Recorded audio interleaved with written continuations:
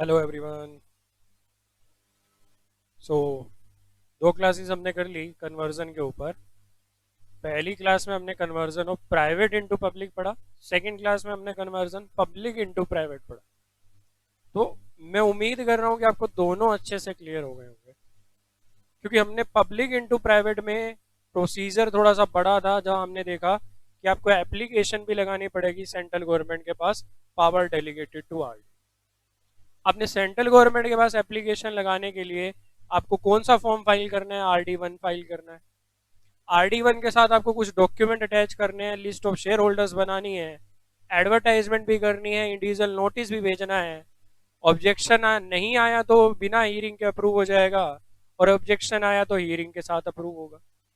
जो भी डिसीजन हो, INC-28 भी फाइल करना है और INC-27 भी फाइल करना है। तो ये कुछ चीजें जो थी हमने लास्ट क्लास में पढ़ी कि अगर आप कन्वर्ट करना चाह रहे हो पब्लिक इनटू प्राइवेट, तो सेक्शन 13 नेम चेंज भी होगा, सेक्शन 14 अल्टरेशन ऑफ AOA भी होगा। जो भी अल्टरेशन है वो नोट डाउन की जाएगी एवरी कॉपी में। सेक्शन 15 भी है और सेक्शन 18 तो है ही है। रूल 33 सब रूल 2 भी है और रूल 41 भी है। तो रूल 33 सब रूल 2 ने क्या बोला था? INC-27 फाइल करना पड़ेगा।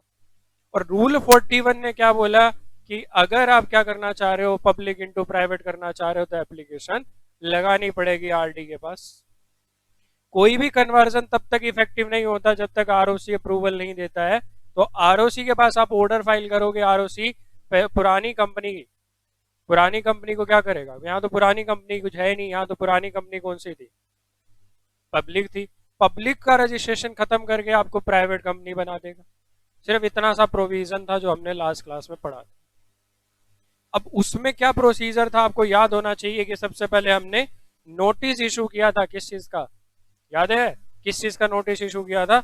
सबसे पहले बोर्ड मीटिंग का नोटिस इशू किया 173 सबसेक्शन 4 और SS1 के अकॉर्डिंग। 7 डेज का नोटिस इशू किया, एजेंडा में कुछ आइटम्स रखी, फिर हमने बोर्ड मीटिंग होल्ड करी। बोर्ड मीटिंग होल्ड करी और एजेंडा आइटम पास की। क्या क्या एजेंडा आइटम रही थी हमारी? बोर्ड रेजोल्यूशन सबसे पहले, तो शेयर होल्ड, तो सबसे पहले डायरेक्टर्स की अप्रूवल के लिए कि पहले डायरेक्टर्स आप लोग तो कन्वर्जन को अप्रूवल दे दो। फिर हमने डेट टाइम फिक्स किया, प्लेस फिक्स किया, EGM का ड्राफ्ट नोटिस रखा, ड्राफ्ट नोटिस को अप्रूव कराया। फिर हमने ऑथराइज किया कंपनी सेक्रेटरी या डायरेक्टर को कि भाई तुम क्या कर सकते हो, नोटिस इशू कर सकते हो। अब क्योंकि एप्लीकेशन RD के पास जानी है तो हमें किसी प्रोफेशनल को लेकर आना पड़ेगा। तो हम या तो प्रोफेशनल को लेकर आएंगे या लॉयर को लेकर आएंगे या एनी अदर पर्सन। उसको ऑथराइज करेंगे कि भाई एप्लीकेशन वाले काम तुझे करने हैं, RD से तुझे अप्रूव करा के देना है। तो इस तरह से हमने एप्लीकेशन भी लगा ली। फिर हमने नोटिस इशू किया किस चीज का? जनरल मीटिंग का। और कौन सा? 101 SS2 क्या बोल रहा है? 21 क्लियर डेज का नोटिस इशू करना है। 21 क्लियर डेज का नोटिस इशू भी हो गया भाई। नोटिस इशू हुआ, जनरल मीटिंग होल्ड करी, EGM होल्ड करी। EGM में हमने क्या किया? शेयर होल्डर की अप्रूवल ले ली कन्वर्जन के लिए, प्लस अल्टरेशन ऑफ MOA के लिए।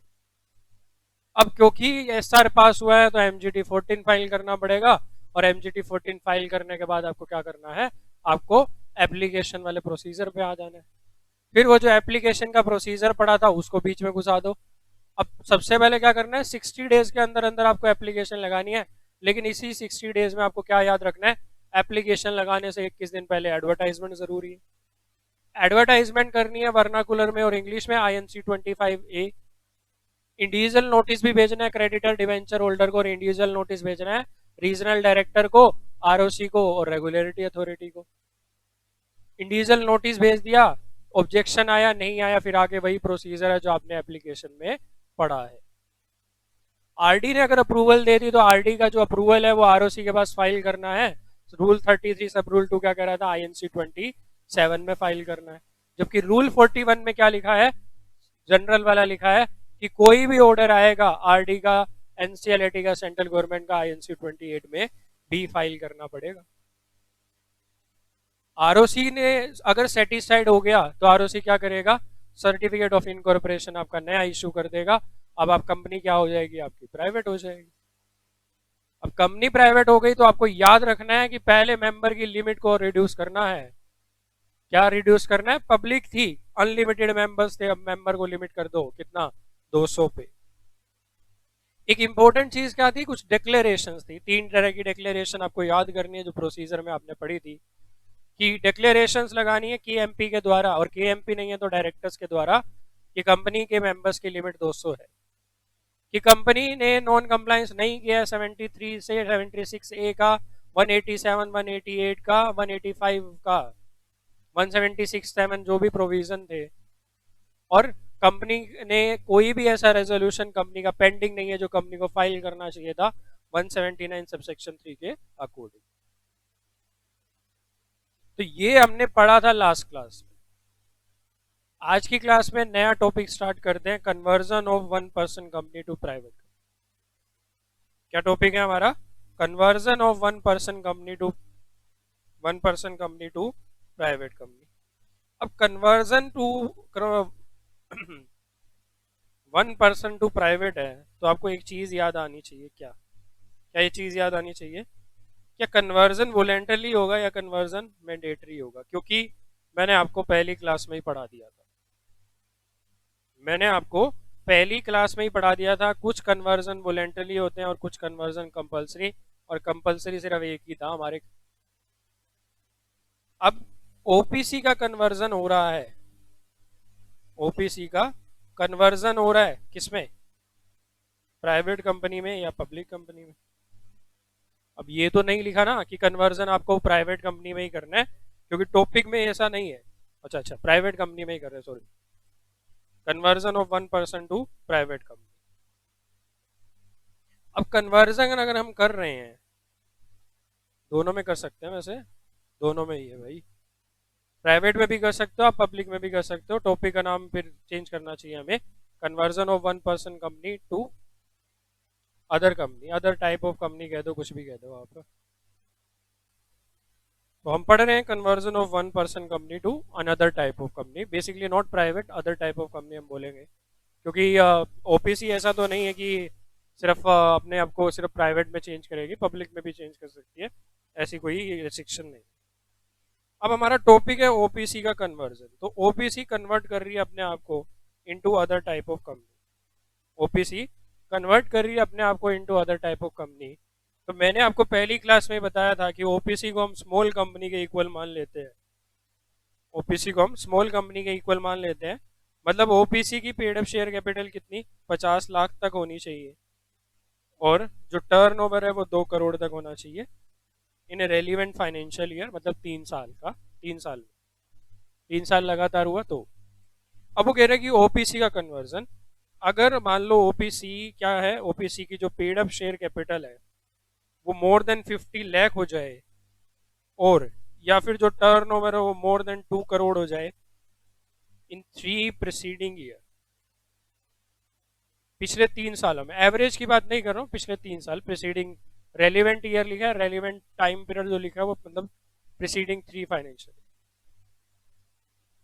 अब वो कह रहे हैं कि अगर ये एक्सीड हो जाए तो आपको मैंडेटरी है, कन्वर्ट करना पड़ेगा, आपके लिए मैंडेटरी है, आपको कन्वर्ट करना पड़ेगा।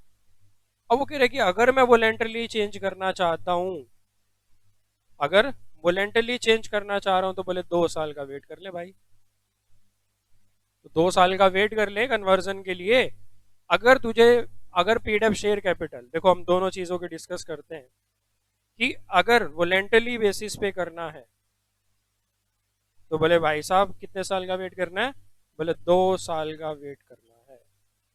तो अगर एक ओपीसी है, मान लो एक क्लाइंट मेरे पास आता है, उसकी ओपीसी है, वो आके कहता है सीएस साहब हमें हमारी ओपीसी को कन्वर्ट कराना है प्राइवेट लिमिटेड में या लिमिटेड में, तो सबसे पहला क्वेश्चन मेरा क्या होगा, बोले मैं ये नहीं कहूंगा कि मैं करा दूंगा, सबसे पहला क्वेश्चन क्या कहूंगा, बोले जी पहले आपकी ओपीसी की डिटेल दीजिए, कितने टाइम हो गया आपकी ओपीसी को बने, बोले जी 1 साल हुआ है। मैं कहा सॉरी सर, 1 साल और वेट करना पड़ेगा, अभी नहीं हो सकती कन्वर्ट, अभी कितना वेट, 1 साल का और वेट आपको करना पड़ेगा, क्योंकि वॉलेंटरी कन्वर्जन के लिए 2 साल का गैप देना है डेट ऑफ इनकॉर्पोरेशन और कन्वर्जन के बीच में। मैं कहा सर 1 साल के बाद आइएगा, अभी मत आइए, आपकी डेट ऑफ इनकॉर्पोरेशन बताइए, वहां से 2 साल का गैप देख लीजिए, पूरे 2 साल के बाद आइएगा, 1 साल का और गैप रखिए। 1 साल और बीतने के बाद वो मेरे पास आए, बोले सर अब हमें ओपीसी का कन्वर्जन कराना है, हम आपसे 1 साल पहले भी मिलके गए थे। तो मैं क्या कहूंगा, हाँ जी मुझे याद है आप आए थे। तो ओपीसी का कन्वर्जन कराना है मुझे, किसमें, मान लो वो प्राइवेट कंपनी में कराना चाह रहा है, इजी करते हैं। बोले ठीक है सर, ओपीसी को कन्वर्ट कर देंगे प्राइवेट में। बोले जी कितना टाइम लगेगा, वो बता देंगे सर आपको कैलकुलेट। बोले अच्छा एक प्रोसीजर तो बता दो। मैं कहा सर आप क्या करोगे प्रोसीजर जान के। बोले नहीं फिर भी प्रोसीजर बता दीजिए। मैं कहा सर ओपीसी को कन्वर्ट करना है प्राइवेट में। बोले हाँ जी। मैं कहा सर सबसे पहले इशू करेंगे क्या, नोटिस, इस चीज का, बोर्ड मीटिंग। बोले जी बोर्ड मीटिंग का नोटिस इशू करेंगे। बोले हमारे तो डायरेक्टर ही एक है, तो सपोज कर लेते हैं पहले 2 डायरेक्टर है तो बोर्ड मीटिंग का नोटिस इशू हो जाएगा, कोई प्रॉब्लम। बोले जी हमारे एक डायरेक्टर है। बोले सर कंप्लाइंस तो कंप्लाइंस है, एक डायरेक्टर हो तो 2 डायरेक्टर हो, बोर्ड मीटिंग का नोटिस तो दिखाना पड़ेगा। एक डायरेक्टर है तो जो मीटिंग है वो कहाँ दिखाएंगे, ऑन पेपर। और अगर क्या है आपकी, अगर आपकी क्या है, अगर 2 डायरेक्टर हैं तो फिर प्रॉपर मीटिंग दिखा देंगे, कोई प्रॉब्लम। नोटिस इशू करो बोर्ड मीटिंग का, और बोर्ड ऑफ डायरेक्टर से क्या लो, अप्रूवल, किस चीज के लिए, कन्वर्जन के लिए। कन्वर्जन के लिए अप्रूवल ले लो, कन्वर्जन के लिए अप्रूवल ले ली। बोले जी और, मैं कहा जी पहले तो आपको क्या करना पड़ेगा, आपका एक मेंबर है और ओपीसी कन्वर्ट हो रही है किसमें, प्राइवेट में। बोले जी 2 करने पड़ेंगे। मैं कहा तो सेकंड पार्टनर ढूंढ के लाओ, एक मेंबर ढूंढ के लेकर आओ। बोले जी मेरी वाइफ को बना दो। मैं कहा बहुत बढ़िया। मैं कहा सर एक डायरेक्टर अगर आपकी कंपनी में है तो 2 डायरेक्टर करने पड़ेंगे मिनिमम। वो बोले कर देंगे 2 डायरेक्टर, वाइफ को भी डायरेक्टर भी बना दो। मैं कहा ठीक है जी। तो डायरेक्टर की अपॉइंटमेंट के लिए DIR12 करना है, आपको ऑलरेडी पता है, क्योंकि डायरेक्टर की अपॉइंटमेंट करनी है तो DIR12 करना पड़ेगा। डायरेक्टर बोर्ड भी अप्रूव कर सकता है और हम शेयर होल्डर से भी अप्रूवल ले सकते हैं, उसमें कोई दिक्कत। बोले कौन सी मीटिंग करनी पड़ेगी। बोले EGM तो बुलानी पड़ेगी सर। EGM माने मेंबर्स की मीटिंग। तो मेंबर की मीटिंग का डेट टाइम फिक्स करो, प्लेस फिक्स करो, नोटिस अप्रूव कराओ, ऑथराइज करो डायरेक्टर या CS को नोटिस इशू करने के लिए, और बस ये बहुत है। फिर सेकंड वो बोले कि जी इशू कर दिया नोटिस।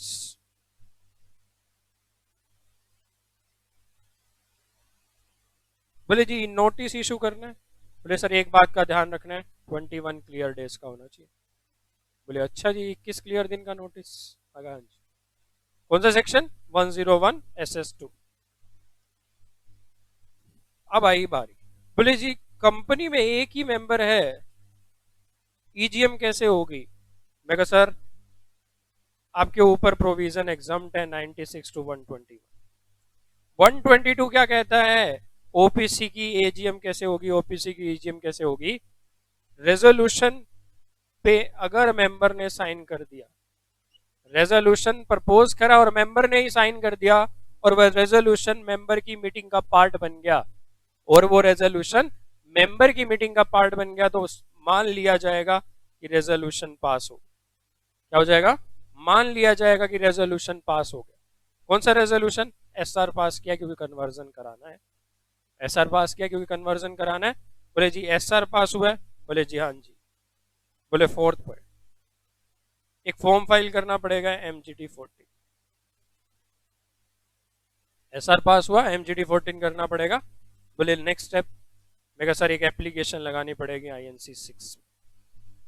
बोले किस चीज की एप्लीकेशन। मैं कहा application for conversion, application for conversion, और इसके साथ कुछ डॉक्यूमेंट अटैच करने पड़ेंगे। बोले डॉक्यूमेंट बता दो। मैं कहा सब्र रखो सर बताएंगे। अब क्योंकि ये ROC के पास ही गई है एप्लीकेशन, तो ROC अगर सेटिस्फाई है तो क्या कर देगा, अप्रूव कर देगा। और क्या इशू कर देगा, COI, और कंपनी क्या हो जाएगी, OPC इंटू प्राइवेट कन्वर्ट। तो ये तो हो गया क्या, वोलेंटरी कन्वर्जन। ये कौन सा कन्वर्जन हुआ, वोलेंटरी कन्वर्जन हो गया। बोले सर हमें समझ में आ गया क्या है वॉलेंटरी कन्वर्जन। समझ में आ गया क्या है वॉलेंटरी कन्वर्जन। तो याद रखना है वॉलेंटरी कन्वर्जन कब करा सकते हैं, 2 साल के बाद। तो एक लाइन में दिया गया है आपका the conversion of OPC into private limited company as per section 18 of the companies act and rule 6। तो सेक्शन 18 तो हर जगह एप्लीकेबल है और रूल 6 आपको पढ़ना है, company incorporation rule of 2014 should be discharged by a newly formed private limited company. These rule will not affect the existing debt, liability, obligation and contract of the OPC. तो conversion of OPC into private कैसे होगा, ये सब forms और ये सब चीजें करके। There are two ways of converting OPC into private limited, either voluntary और मैंडेटरी। वॉलेंटरी में क्या है, if one person company want to convert itself into private या पब्लिक कंपनी। अब क्योंकि आपकी बुक में प्राइवेट का दिया है तो हर जगह प्राइवेट लिखा है, अदरवाइज आप पब्लिक में भी कर सकते हो। Then it also can voluntarily apply through form number INC 6 after 2 years of its incorporation. A private company can also make an application for conversion into one person company by filing form number INC 6. तो एक चीज आपको क्या समझ में आई यहाँ पे, अगर आपको लाइन अगर अच्छे से समझ में आई है तो आपको एक चीज समझ में आई होगी, ओपीसी का कन्वर्जन चाहे वॉलेंटरी हो चाहे मैंडेटरी हो, दोनों के लिए कौन से फॉर्म फाइल करना है, INC 6। इसका उल्टा भी अगर है, प्राइवेट कंपनी अगर कन्वर्ट हो रही है ओपीसी में तो भी INC 6, तो भी INC 6 फाइल करना है। बोले अच्छा जी, बोले ये तो अच्छी बात है, 3 चीजों के लिए एक ही फॉर्म है, ज्यादा याद नहीं करना पड़ेगा। तो method of conversion, voluntary conversion, compulsory conversion. Voluntary में आपको याद हो गया, एटलीस्ट 2 साल का आपको गैप देना है, एटलीस्ट 2 इयर्स का गैप देना है इनकॉर्पोरेशन से, एप्लीकेशन जो लगानी है INC 6 में, और नंबर ऑफ मेंबर्स और शेयर होल्डर्स जो है, नंबर ऑफ शेयर होल्डर और डायरेक्टर को आपको इंक्रीज करना है to the requisite limit. Requisite limit तक क्या करना पड़ेगा आपको, इंक्रीज करना पड़ेगा। प्रोसीजर मैंने आपको बता दिया, अब बुक में प्रोसीजर नहीं है भाई, ये मैंने आपको बताया है, मैंने आपको साथ करा दिया, बुक में प्रोसीजर सिर्फ कंपलसरी का है। लेकिन मैंने आपको करा दिया कि अगर कन्वर्जन करना हो तो आप ये मत कहो कि सर ने नहीं कराया था, सर ने आपको कराया है, सर ने आपको कराया है कन्वर्जन, वॉलेंटरी वाला प्रोसीजर भी आपको कराया है। बोले जी ये तो ठीक है, बहुत बढ़िया, आपने प्रोसीजर बता दिया, हमें पता चल गया कि ओपीसी कैसे कन्वर्ट होती है वॉलेंटरी बेसिस पे। अब दूसरा क्लाइंट आया मेरे पास, बोले जी मेरी एक ओपीसी है। मैं कहा सर बहुत बढ़िया, क्या बिजनेस करते हो, तो उन्होंने अपना बिजनेस बताया। मैं कहा सर बताओ कैसे आना हुआ CS के पास, कैसे आना हुआ हमारे ऑफिस में।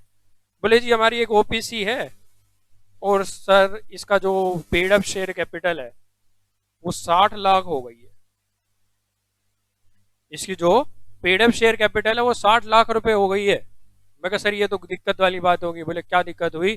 मैं कहा सर ओपीसी 50 लाख रुपए तक की पेड अप कैपिटल रख सकती है, क्योंकि हमने पहले ही बोला कि ओपीसी स्मॉल कंपनी के इक्वल मानना है हमें, तो 50 लाख तक रख सकती है। बोले आपकी 60 हो गई। बोले सर अब क्या करना पड़ेगा। मैं कहा सर मैंडेटरी है आपके लिए, आपको कन्वर्ट करना पड़ेगा। किसमें, प्राइवेट कंपनी में या पब्लिक कंपनी में, जिसमें भी आप करना चाहो, आपके लिए मैंडेटरी है, आपको क्या करना पड़ेगा, कन्वर्ट करना पड़ेगा। बोले अच्छा जी। बोले क्या करे। मैं कहा सर जिस दिन आपकी लिमिट एक्सीड हुई, वो डे जिस दिन आपकी लिमिट एक्सीड हुई है, वहां से 60 डेज के अंदर अंदर पहले ROC को इन्फॉर्म करो। बोले वो डे जिस दिन आपकी इंक्रीज हुई है, डे जिस दिन आपकी इंक्रीज हुई है, या तो पेड अप शेयर कैपिटल या टर्नओवर। बोले टर्नओवर। मैं कहा हाँ जी, टर्नओवर का भी क्राइटेरिया है, कितना। बोले 2 करोड़। लेकिन टर्नओवर में बात अच्छी क्या है, रेलिवेंट पीरियड का देखना है, 3 साल का देखना है। बोले अच्छा।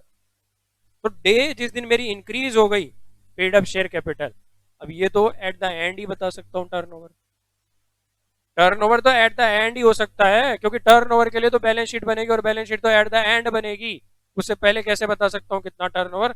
लेकिन पेड अप शेयर कैपिटल तो एक दिन इंक्रीज हो सकती है, साल में कभी भी इंक्रीज कर लूं मैं। तो जिस दिन मेरी paid up share capital increase हुई वहां से 60 दिन के अंदर अंदर मुझे किसको इन्फॉर्म करना है, आरओसी को। बोले कैसे इन्फॉर्म करें जी, मैं कहा सर एक फॉर्म आता है INC5, INC5 नॉट 6, INC5। बोले अच्छा। मैं कहा सर ये फॉर्म फाइल करो और इन्फॉर्म कर दो किसको, आरओसी को। किस चीज के बारे में, कि हमारी जो लिमिट है वो एक्सीड हो गई है, हमने जो लिमिट है वो क्रॉस कर दी है। किस चीज की लिमिट, ओपीसी बने रहने की लिमिट। अब हमें क्योंकि कन्वर्ट करना है तो हमें टाइम पीरियड चाहिए। बोले हमने इन्फॉर्म कर दिया, अब हमारे पास टाइम पीरियड है। अब क्या करना पड़ेगा, सेम प्रोसीजर जो हमने पढ़ा था। सबसे पहले इशू करो क्या, नोटिस। किस चीज का, मैं कहा सर अभी तो बताया था बोर्ड मीटिंग का। बोले वॉलेंटरली में बताया था। मैं कहा सर कंपलसरी में भी वही है, कोई चेंज नहीं है, कंपलसरी में भी वही है। नोटिस इशू करना है किस चीज का, बोर्ड मीटिंग। बोले अच्छा जी। मैं कहा सर बोर्ड मीटिंग होल्ड कर लो। बोले सर वही, फिर वही दो मेंबर, दो डायरेक्टर हैं या एक डायरेक्टर है। मैं कहा हाँ जी सर वही प्रूफ, दो डायरेक्टर हैं। तो अब ये मत कहना कि ओपीसी में एक ही डायरेक्टर होता है, डायरेक्टर एक से ज्यादा हो सकता है। तो ओपीसी में बोले जी दो डायरेक्टर हैं। मैं कहा जी बोर्ड मीटिंग होल्ड कर लो, हो जाएगी, दिक्कत नहीं है। बोले जी एक ही है। मैं कहा रेजोल्यूशन पे साइन करा दो, मीटिंग का पार्ट, नोट मिनट्स का पार्ट बना लो, क्या मान लिया जाएगा, मीटिंग पास हो, मीटिंग हो गई, रेजोल्यूशन पास हो गया। बोले जी यहाँ वहीं अप्रूवल ले लो, कि पहले अप्रूवल लो किस चीज की, कन्वर्जन की, फिर डेट टाइम पीरियड फिक्स करो किस चीज का, ईजीएम का।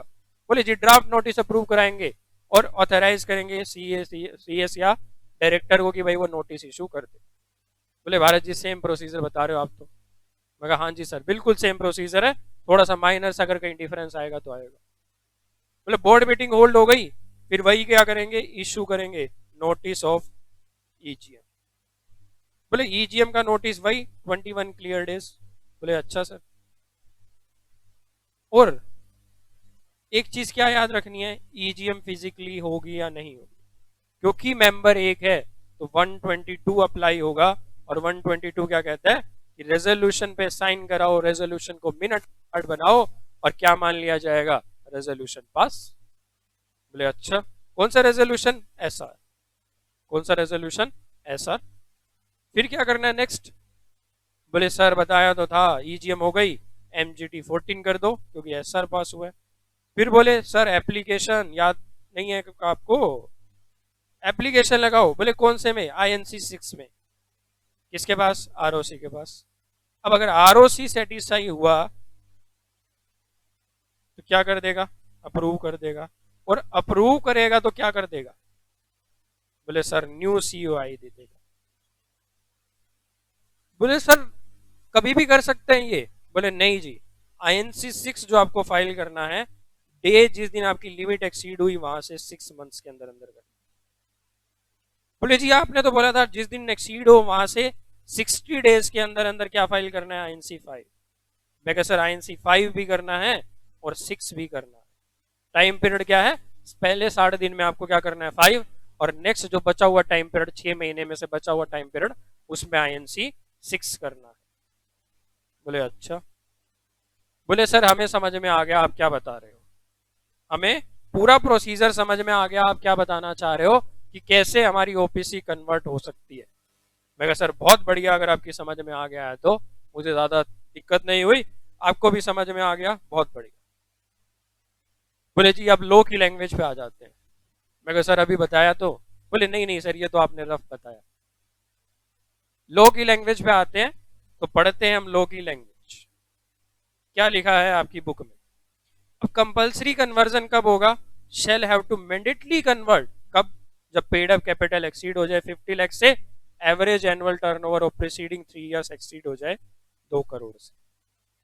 2 करोड़ से आपका टर्नओवर एक्सीड हो गया, notice of conversion INC 5 60 days में, एप्लीकेशन INC 6 6 मंथ्स में, shall have to increase the number of share holder और director to the requisite limit, to the requisite limit. अच्छा टर्नओवर का एक क्राइटेरिया मैंने जो बताया, सॉरी एवरेज ही था, एवरेज ही है, तो 3 साल का एवरेज कर लो 2 करोड़, 3 साल का एवरेज कर लो, 2 करोड़ से ज्यादा हो जाए तो 2 एवरेज करना है। ये मैंने शायद आपको उस टाइम जो बताया थोड़ा सा मिस्टेक हो गई, थोड़ी सी गलती हो गई, तो एवरेज याद रखना है, एवरेज पिछले 3 साल। तो कंपलसरी कब करना है? When the paid up share capital exceed 50 lakh rupees और एवरेज एनुअल टर्नओवर कितने साल का? रेलिवेंट पीरियड का। और रेलिवेंट पीरियड का मतलब 3 कॉन्सिक्यूटिव फाइनेंशियल ईयर पिछले। तो पिछले 3 फाइनेंशियल ईयर का एवरेज टर्नओवर अगर एक्सीड हो रहा है 2 करोड़ से, तो आप सीज हो गए क्या?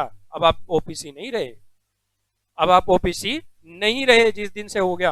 अब ये तो किसी भी दिन पता चल जाएगा, क्योंकि कभी भी पेड अप कैपिटल कभी भी साल में इंक्रीज की जा सकती है।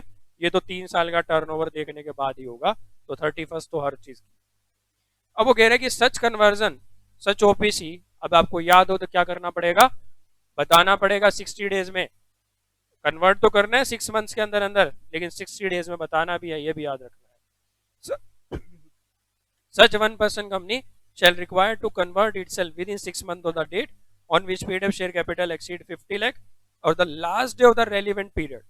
लास्ट डे मतलब तो 3 साल का निकालने के बाद, during which the average annual turnover exceed 2 crore rupees as the case may be into either a private company with a minimum of 2 members or a public company with at least 7 members or 3 directors in according with the provision of section 80। तो OPC को क्या करना पड़ेगा? Alter करने पड़ेंगे अपना memorandum और article by passing A resolution, का मतलब special resolution in according with section 122, क्योंकि यहाँ पे तो एक ही मेंबर है, तो पास कैसे करेगा वो भी हमें पता है। और to make the necessary changes. 1% company को विद इन 60 डेज क्या देना है? INC 5 फाइल करना है रजिस्ट्रार के पास, नोटिस देना है भाई साहब हम क्या हो गए हैं, सीज हो गए, आरओसी को बता रहे हैं, और हम कन्वर्ट कर लेंगे अपने आप को प्राइवेट में या पब्लिक में विद इन टाइम पीरियड, जो भी टाइम पीरियड है उसके अंदर। इफ 1% कंपनी और एनी ऑफिसर कॉन्ट्रावेन करता है, मतलब आप नोटिस नहीं देते हो या विद इन 6 मंथ कन्वर्ट नहीं करते हो, तो 1% और ऑफिसर पनिशेबल है विद फाइन विच में एक्सटेंड टू 10,000 रुपीज और further fine 1,000 rupees which the default continues. A 1% company shall make an application in form number INC 6 within 6 months from the effective date on which the above threshold limit was exceeded to get itself converted into private or public company by maintaining the minimum paid up share capital as per the requirement of the act or such of the company or by making compliance of section 18। ये point same है भाई, second point और ये point same है, कुछ ज्यादा difference नहीं है। बोले जी प्रोसीजर, मैं कहा सर प्रोसीजर करवा रखा। बोले जी नहीं बच्चे हैं करना पड़ेगा। मैं कहा नहीं सर बच्चे क्या, करा हुआ है ऑलरेडी। क्या पढ़ा था? होल्ड करो बोर्ड मीटिंग और उसके लिए नोटिस इशू करना पड़ेगा। 173 SS2 को ध्यान में रख के 7 डेज का नोटिस। बोले एजेंडा क्या रहेगा जी? एक रेजोल्यूशन पास कराना है, नंबर ऑफ डायरेक्टर इंक्रीज करने हैं। एक रेजोल्यूशन पास कराना है, number of share holder increase करने हैं। एक रेजोल्यूशन शेयर होल्डर की अप्रूवल चाहिए MOA को चेंज करने के लिए, MOA को चेंज करने के लिए, अल्टर करने के लिए इनकी अप्रूवल। बोले जी EGM होल्ड कर लो जी। As per section 122 subsection 1 there is no need to hold EGM by OPC, it shall be sufficient if in case of OPC the resolution is communicated by the member of company or entered in the minutes book required to be maintained under section 188 signed and dated by the member or such date shall be deemed to be date of meeting। तो वही date क्या मानी जाएगी? EGM की date. तो जिस date पे आपने रेजोल्यूशन साइन करके दिया है, जो रेजोल्यूशन की साइनिंग डेट है, वही डेट क्या मानी जाएगी? Deemed to be date of the meeting for all purposes. बोले जी रेजोल्यूशन पास किया है, SR पास हुआ है, तो बोले MGT 14 फाइल करना पड़ेगा कितने दिन के अंदर अंदर? 30 डेज और the passing the special resolution in AGM। Application file करो INC 6 में within 6 month from the effective date, जिस दिन आपका लिमिट एक्सीड हुई थी। क्या क्या लगाना है? Altered copy of MOA, copy of duly attested latest financial statement और certified true copy of the special resolution. ये याद रखना है आपको, क्योंकि बाकी तो आपने ऑलरेडी सारी जगह पढ़ा है। ROC चेक करेगा डॉक्यूमेंट, और अगर सही लगे कि कंपनी ने कंप्लाई कर रखी है provision, issue certificate to the effect of conversion of private company into OPC, private company into OPC। तो प्रोविजन सर सिर्फ इतना सा है, प्रोविजन में ऐसा कुछ नया नहीं। तो ये हमने पढ़ लिया OPC का कन्वर्जन, प्राइवेट में OPC का वॉलेंटरी कन्वर्जन भी पढ़ लिया, और हमने मैंडेटरी कन्वर्जन, वॉलेंटरी भी पढ़ लिया और मैंडेटरी भी। सिर्फ टाइम लिमिट का फर्क है, सिर्फ टाइम लिमिट का फर्क है। किस चीज का? एक हमारा था वोलेंटरी कन्वर्जन।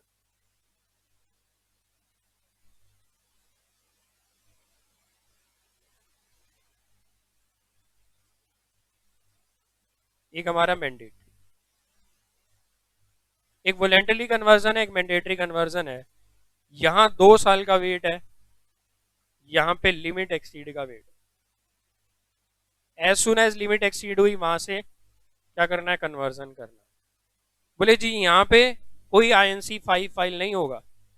बोले नहीं जी, लिमिट एक्सीड होने के बाद INC5 फाइल करना है 60 डेज में।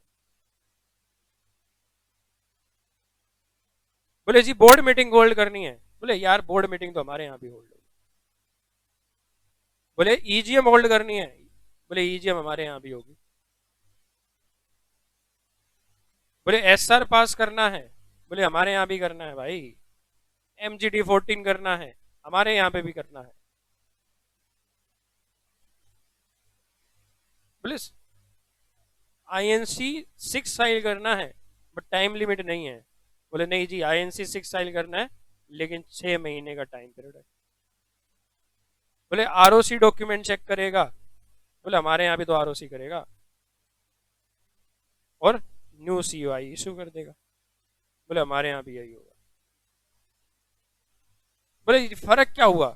बोले यहाँ 2 साल का वेट है, यहाँ लिमिट एक्सीड होते ही, यहाँ 60 डेज में करना है, यहाँ कोई लिमिट नहीं है। जैसे ही रेजोल्यूशन होगा उस टाइम यहाँ तो करना ही नहीं है INC5, INC6 यहाँ 60 डेज में।